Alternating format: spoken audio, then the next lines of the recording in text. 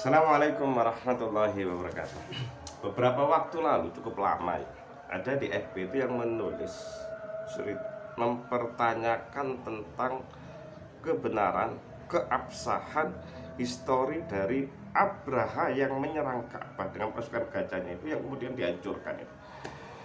Pertanyaan itu muncul dari mereka karena Abraha itu bukan tokoh fiktif ya. Abraha itu tokoh nyata yang namanya muncul di sekian banyak di beberapa prasasti maupun catatan-catatan kuno.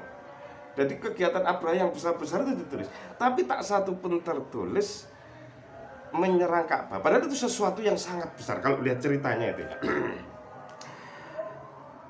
Memang Al-Quran tidak bercerita bahwa Abraha itu pasnya nyerang Ka'bah. Enggak, itu cerita tafsir dan seterusnya.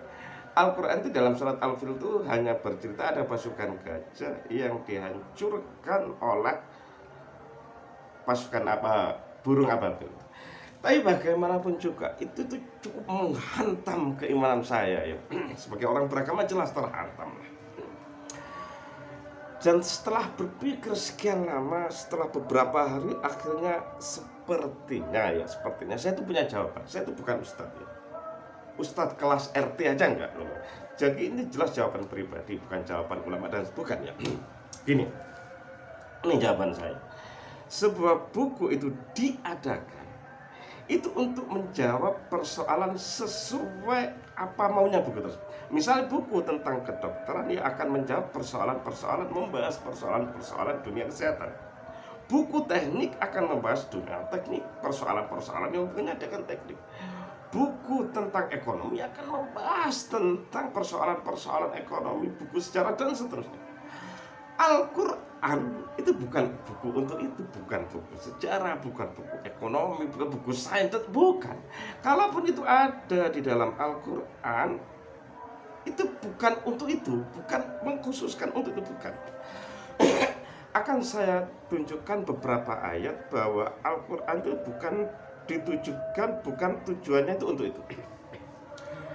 Ayat ini terletak setelah Al-Quran bercerita panjang kali lebar, cukup panjang ya, tentang sejarah Nabi Nuh gitu ya. Ini bunyi ayatnya, tilka min amba'il ghaibi nuhiha ilaika. Cerita-cerita itu adalah sebagian dari berita-berita gaib, sebagian dari nuhiha ilaika yang aku wahyukan kepadamu. Ma kunta ta'lamha, yang engkau tidak tahu. Anta wala qaumuka min qabli hadza, yang baik itu kamu maupun umat-umat sebelum kamu. Dari sebagian cerita-cerita itu, kalaupun memang nggak bisa dibuktikan, memang itu sebagian gaib.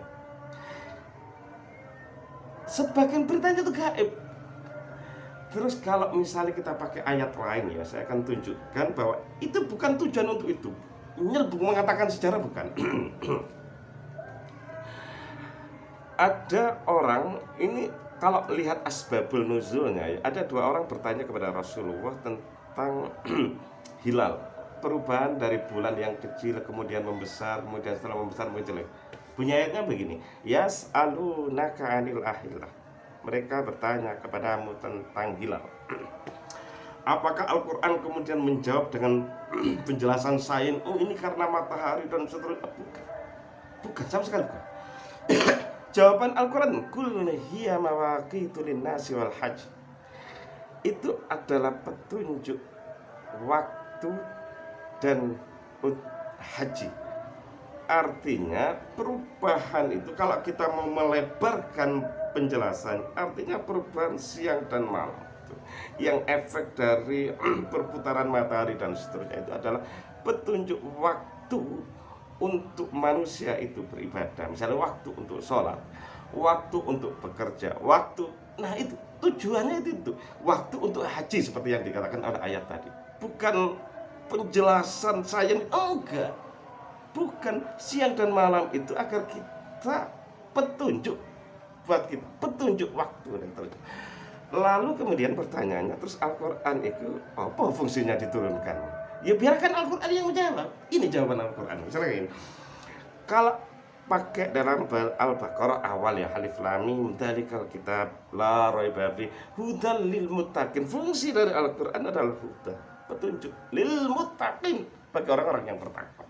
Atau kalau pakai redaksi yang agak panjang, yang penjelasannya agak panjang ya, fungsi-fungsinya.